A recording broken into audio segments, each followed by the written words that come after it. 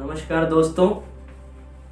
जैसा कि हम इस कड़ी में चल रहे हैं बर्थडे स्पेशल या फिर कोई डे स्पेशल या पुण्यतिथि विशेष, तो उस कड़ी में ये दूसरी वीडियो है। सबसे पहले हमने बात की थी कैफी आजमी की, आपने उसको पसंद किया, उसके लिए धन्यवाद। और आज 30 जनवरी 1889 को भगवान शंकर के त्रिशूल पे जो नगरी टिकी है, जिसको बोलते हैं काशी, ऐसी मान्यता है। तो उस काशी में छायावाद के सबसे महत्वपूर्ण स्तंभ और छायावाद के जनक के रूप में जाने जाने वाले स्वामी के हिंदी के बहुत ही महान हस्ताक्षर छायावाद के जनक जयशंकर प्रसाद का जन्म हुआ था। अब कोई एक ऐसी विधा नहीं थी जिसमें प्रसाद जी की कलम नहीं चली। वो कवि भी थे, नाटककार भी थे, उपन्यासकार भी थे, निबंधकार भी थे। हिंदी की किसी विधा, कोई ऐसी विधा की कोई लहर ऐसी नहीं थी जो उनके पांव को छू के नहीं गई। छायावाद के 4 प्रमुख स्तंभ थे।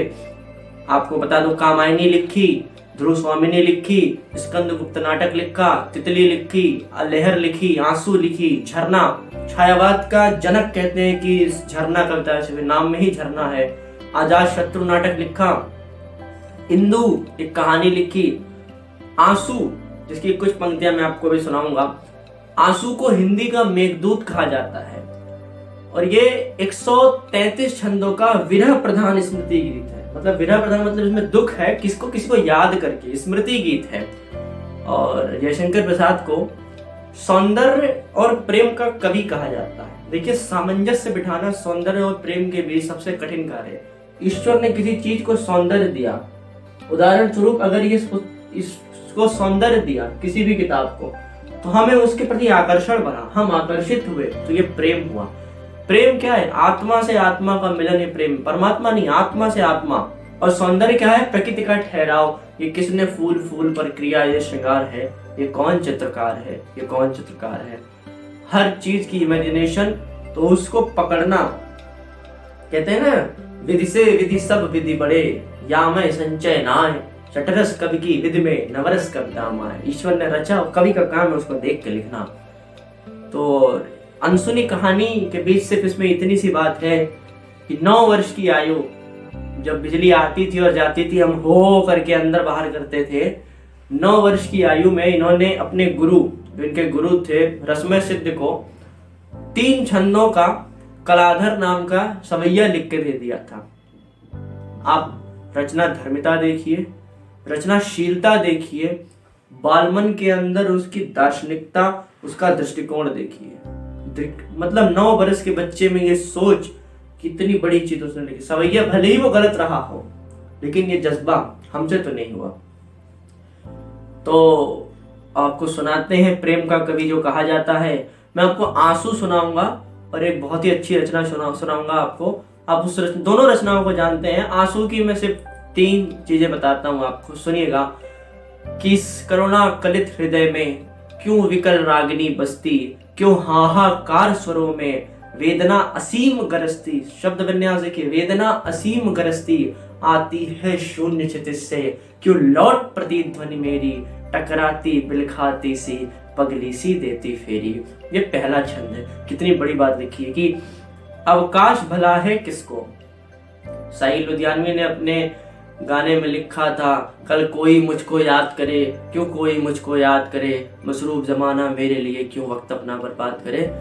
ये अभी है, ये वैज्ञानिकता, ये सोच उन्होंने तभी लिखी कि अवकाश भला है किसको, सुनने को करुण कथाएं, बेसुध जो अपने सुख से, जिनकी है सुप्त व्यथाएं। रहीमदास जी में लिखा है कि रहीमन निज मन की व्यथा, मन ही राखो गोए, सुन इट लेंगे लोग सब, बांट न लेंगे कोए। तो मोहब्बत करने वाला उम्र भर कुछ भी नहीं कहता, दरिया शोर करता है समंदर कुछ नहीं कहता, मेरे चेहरे का मेरे दिल से रिश्ता मजे का है, ये अंदर कुछ नहीं कहता, ये बाहर कुछ नहीं कहता। ये लिखा था उन्होंने। रो रो कर सिसक कर सुनता मैं करुण कहानी, रो रो कर सिसक कर सुनता मैं करुण कहानी, तुम सुमन नोचते सुनते करते आनी अनजानी। अब लाइन देखिए कि रो रो कर सिसक कर कहता मैं करुण कहानी। फोटो बनाइए इस शब्द से, कि मैं आपको अपनी दुख, अपनी दुविधा, अपनी व्यथा, अपना विरह, ये सब कुछ सुना रहा हूँ और आप किसी शर्मीले लड़की की भांति सुमन अर्थात फूल, तुम सुमन नोचते सुनते, तुम फूल तोड़ते हुए सुन रहे हो, करते जानी अनजाने हाँ कर रहे हो। इसीलिए अपनी व्यथा न बताइए किसी से कि शशि मुख पर घूंघट डाले। आह, कोई एक चेहरा है जो चांद सा सुंदर है। शशि मुख पर घूंघट डाले, शशि मुख पर घूंघट डाले, अंचल में दीप छुपाए, आंचल में दीप छुपाए, जीवन की गोधूली में कौतूहल से तुम आए। जीवन की गोधूली, गोधूली एक ऐसी बेला होती है जब सूर्य की किरणें जा चुकी होती हैं, रात का आगमन है, मगर उस जाने से और आने के बीच में जितनी लाइट है वो सबसे सुंदर दृश्य होता है। सूर्यास्त हो चुका है, वो लाइट है। तो जीवन की गोधूली में कौतूहल मतलब आश्चर्य, कौतूहल से तुम आए। एक व्यक्ति, इसीलिए उनको प्रेम, ईश्वर से आत्मा को जोड़ना, प्रेम और सौंदर्य, जिससे प्रसाद जी कर सकते थे। और क्या बताऊं कि कामायनी में जो उन्होंने लिखा, अगर उसके सिर्फ टॉपिक देखिए, सबसे पहले उन्होंने लिखा चिंता, आप किसी विषय में लेके चिंतित है, चिंता। दूसरा क्या आता है? आशा। चिंता के बाद आप क्या लगाती हैं? अच्छा क्या आशा है इससे। फिर आप उसमें श्रद्धा प्रकट करते हैं कि नहीं, न किसी राह न किसी रह गुजर से निकलेगा, हमारे पांव का कांटा हम ही से निकलेगा। तो वही बात है कि हमने उसमें क्या रखी? श्रद्धा। फिर उसमें आया काम, उसको करना पड़ेगा। उसके बाद वासना। देखिए कवियों की महत्ता यही है, किसी की भी। ओशो क्यों स्वीकार्य है? उन्होंने क्या लिखा? उन्होंने क्या लिखा? प्रेम और वासना को उन्होंने मिलाया। उन्होंने क्या बोला कि ईश्वर भी नहीं प्रकट हो सकते अगर वासना और प्रेम धरती पर ना होता। अब कुछ लोग नहीं मानते हैं ओशो को, बुरा मान सकते हैं, मगर हम अच्छी चीज निकाल लेते हैं, क्योंकि अगर सिर्फ बुराई देखेंगे तो हम ऐसी मक्खी की भांति हो जाएंगे तो पूरे सुंदर शरीर को छोड़कर सिर्फ जख्म पे बैठती है। ओशो में भी कुछ अच्छाई आती है। तो उसी तरह से उन्होंने फिर लिखी वासना। फिर उन्होंने क्या लिखा? स्वप्न। किसी भी स्त्री के प्रेम में होंगे आप देखते हैं स्वप्न। उसके बाद इड़ा, उसके बाद ईर्ष्या, अगर कोई साथ में है तो ईर्ष्या। उसके बाद कर्म, फिर लज्जा। अब देखिए सौंदर्य आ रहा है, कवि का सौंदर्य जग रहा है, लज्जा। उसके बाद आनंद, उससे बिछड़ जाए। फिर आपका रहस्य, क्या रहस्य है। फिर दर्शन, उसके बाद निर्वेद, और फिर संघर्ष। ये जो है कामायनी के विषय है, ये कामायनी के टॉपिक है। तो आप समझ सकते हैं कामायनी इतनी महान रचना क्यों साबित हुई। तो मुस्कुराते हैं तो बिजली से गिरा देते हैं, मुस्कुराते हैं तो बिजली से गिरा देते हैं, बात करते हैं तो दीवाना बना देते हैं। मुसलमानों की नजर कयामत से कम नहीं, आप पानी में नजरों से लगा देते हैं। इसके अलावा एक शेर और है अकबर इलाहाबादी का कि खुदा महफूज रखे हमको इन तीनों बलाओं से, खुदा महफूज रखे हमको इन तीनों बलाओं से, वकीलों से, हकीमों से, हसीनों की निगाहों से। तो ये शेर सुना और अभी आपने सुना कि तुम सुमन सोच नोचते सुनते करते जानी जानी। इन दोनों के बीच जो परस्पर संबंध और परस्पर उच्च गुणवत्ता का स्तर है, ये प्रसाद जी ने क्रिएट किया और वो हमेशा ऊपर रहेंगे। इस वीडियो का जो अगला पार्ट है वो सबसे बेहतरीन कविता है, जब भी जोश चाहिए पहरेदार हिमालय के हम, जैसे गोपाल दास ने जैसे लिखा। तो उन्होंने लिखा कि हिमाद्य तुंग सिंह से प्रबुद्ध शुद्ध भारती, स्वयं प्रभा समुज्ज्वला स्वतंत्रता पुकारती। अमर्त वीर पुत्र हो, अमर्त वीर जो कभी मर ही नहीं सकता, अमर्त वीर पुत्र हो, दृढ़ प्रतिज्ञ सोच लो। प्रशस्त पुण्य पंथ है बढ़े चलो बढ़े चलो, प्रशस्त पुण्य पंथ है बढ़े चलो बढ़े चलो।